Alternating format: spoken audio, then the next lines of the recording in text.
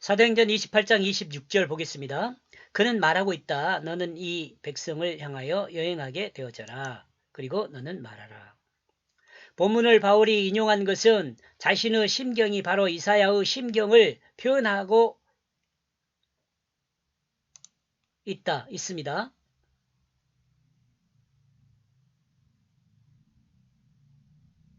자신의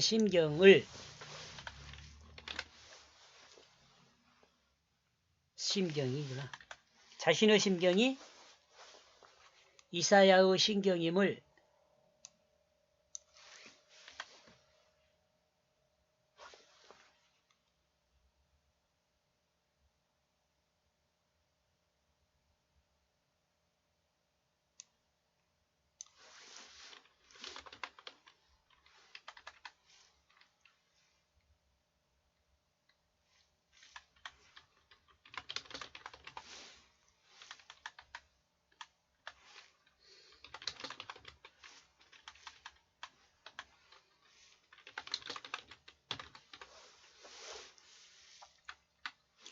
이사야의 심경을 이해함으로써 바울의 심경을 이해하고 바울의 심경을 이해함으로써 하나님이 이스라엘을 통해 전달하고 싶어 했던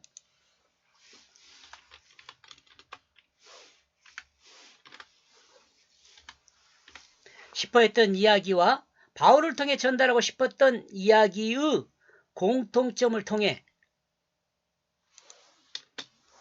예수 그리스도 복음을 전달하고 또한 하나님 나라에 대한 명확한 개념을 전달하려는 바울을 통한 하나님의 의도가 있다고 볼 수 있습니다. 저 문장이 길죠.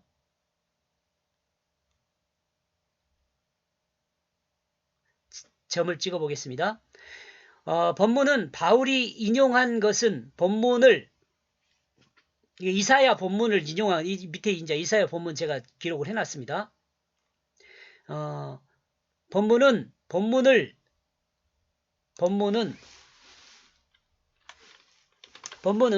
바울이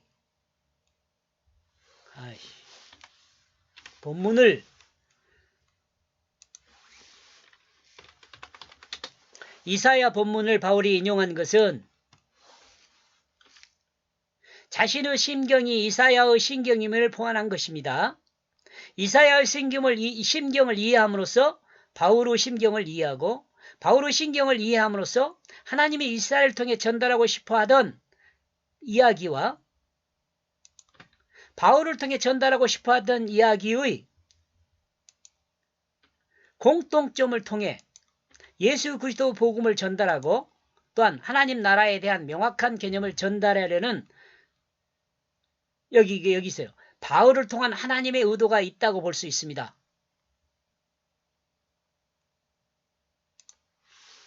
하나님의 의도가 있는 거죠. 이 성경 말씀이. 그리고 이 하나님의 뜻을 누가가 성령의 감동으로 이해하고 사도행전에 기록한 것으로 볼 수가 있습니다.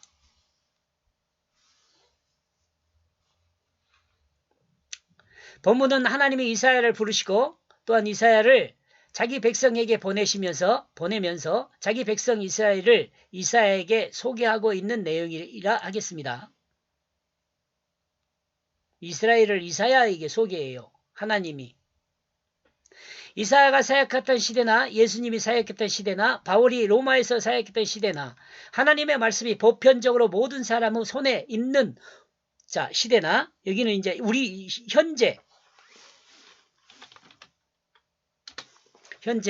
하나님의 말씀이 보편적으로 모든 사람의 손에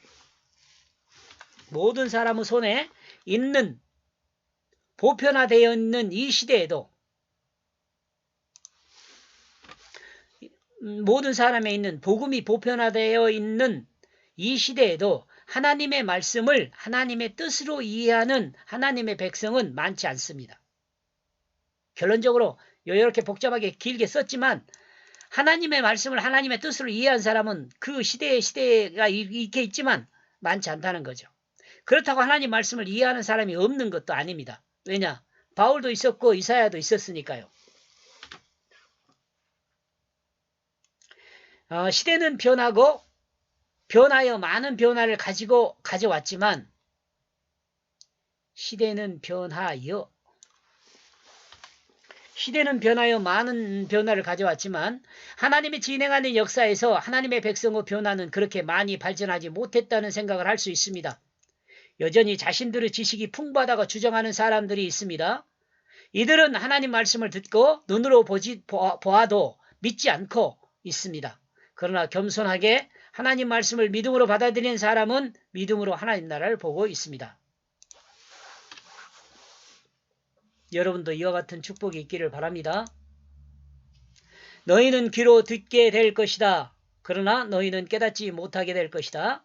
그리고 너희는 보게 되어져 볼 것이다. 그러나 너희는 결코 알지 못할 것이다. 경험해도 모른다 그 말이에요. 이 말은 보다는 야다, 알다, 경험하다 이런 의미니까. 이사야서 6장 9절에서 10절 내용이 이런 내용이거든요. 한번 참고해서 읽어드리면 9절. 그리고 그는 말하고 있다. 너는 백성들을 위하여 가서 말하라. 너는 듣고 들어라. 그러나 너희는 구별하지 못할 것이다. 그리고 너희는 보고 보아도 그러나 너희는 알지 못할 것이다. 이 백성의 마음이 둔하여져 있다. 살이 쪄 있다. 이렇게 돼 있어요. 개혁성경에는. 그러므로 그 두 귀가 둔하게 만들어졌다. 무겁게 만들어졌다고요. 그러므로 그 두 눈이 즐기게 만들어졌다. 눈을 감고 있다. 즐기게 만드는 거예요. 눈을 감고 있다. 그러므로 그들은 두 눈으로 보지 않고 그들의 두 귀로 듣지 않고 있다. 그리고 그는 고침을 받아야 했고 그는 돌아와야 했고 그는 속마음으로 이해하고 있어야 했다. 근데 이런 걸 다 못하는 거죠. 속마음으로 이해하지 않고 돌아오지도 않고 고침을 받지도 않았어요. 누가요? 이스라엘 백성이요. 하나님이 이스라엘 백성을 향하여 이사야를 보냈을 때 이스라엘 백성의 문제점은 마음이 살이 찐 것입니다. 마음이 둔해져서 하나님 말씀에 반응하기보다는 자신의 욕심으로 가득 차 있었습니다. 하나님의 말씀을 듣지 않고 들어도 이해하지 못하며 하나님 말씀을 눈으로 볼 수 있어도 이를 눈을 감고 보지 않고 강팍한 사람이 되어 있었습니다. 이것이 하나님의 이스라엘 백성을 바라보고 판단한 결론입니다. 이 내용을 이사야한테 이야기를 했죠. 하나님은 이같이 병들어 있는 이들을 하나님 백성으로 비정상적인 이들을 치료하기 위하여 이사야를 보내야 했습니다. 설명을 다 하고 이런 백성을 가서 치료해라고 이사야를 보냈죠. 이스라엘 백성의 마음을 고치고 돌아오게 하여 진정한 하나님의 백성이 되게 하기 위해서 하나님은 이사야의 입술을 제단의 숯불로 깨끗이 치료한 다음 이스라엘 백성을 향하여 보냈습니다. 그러나 이스라엘 백성은 하나님이 예상했던 대로 이사야의 말을 받아들이는데 어려움이 많았습니다.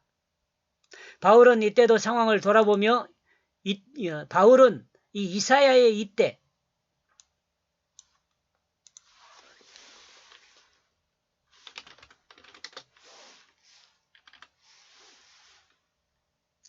바울은 이사야의 때의 상황을 돌아보며 복음을 받아들이지 않고 복음을 이해하지 못하여 하나님 나라에 대해 하나님 나라에 대한 이해가 부족한 자들에게 이해할 수 있도록 모든 방법을 동원하여 말하고 있습니다. 생각해보면 이사야는 입술을 치료받았지만 바울은 다메섹에서 뭘 치료받았어요? 눈을 치료받았잖아요. 결과적으로 생각하면 바울이 복음을 전하는 시대는 말씀을 들을 수 있는 시대이며 말씀을 눈으로 볼 수 있는 시대가 되었습니다. 이 복합적인 자료들이 있는 상태에서 바울이 증거한 하나님 나라는 충분히 그 능력을 발휘할 수 있는데 믿음이 없는 유대인들은 바울이 증거한 하나님 나라를와 예수 그리스도의 복음을 받아들이지 않고 있었습니다. 이런 원인으로 인하여 바울은 이사야의 증거를 인용하여 설득하고 있습니다.